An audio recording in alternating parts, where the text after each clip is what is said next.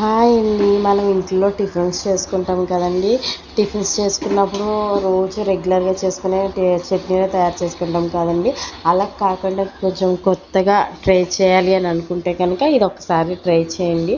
ఒక చిన్న గిన్నె పెట్టుకొని దాంట్లో ఒక స్పూన్ నెయ్యి వేసుకోండి.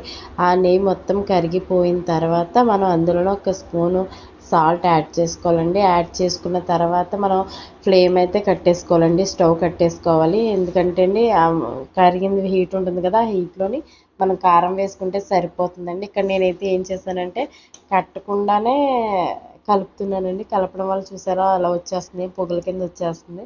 అలా రాకుండా ఉండాలంటే మనం నెయ్యి కరిగిన తర్వాత కట్టేసుకోండి. ఇలా కారం వేసి కలిపేసుకుంటే అండి చక్కగా మనకి రెండే 2 నిమిషాల్లో చక్కగా చట్నీ అయితే రెడీ అయిపోతుందండి. ఇది ఇడ్లీలో చాలా బాగుంది. నాకైతే నచ్చింది, పర్లేదు టేస్ట్. మీకు నచ్చితే మీరు ట్రై చేయండి. ఫస్ట్ టైం కనుక నా ఛానల్ మీరు చూస్తున్నట్టే సబ్స్క్రైబ్ చేయండి, లైక్ చేయండి, షేర్ చేయండి, కామెంట్ చేయండి. Thank you.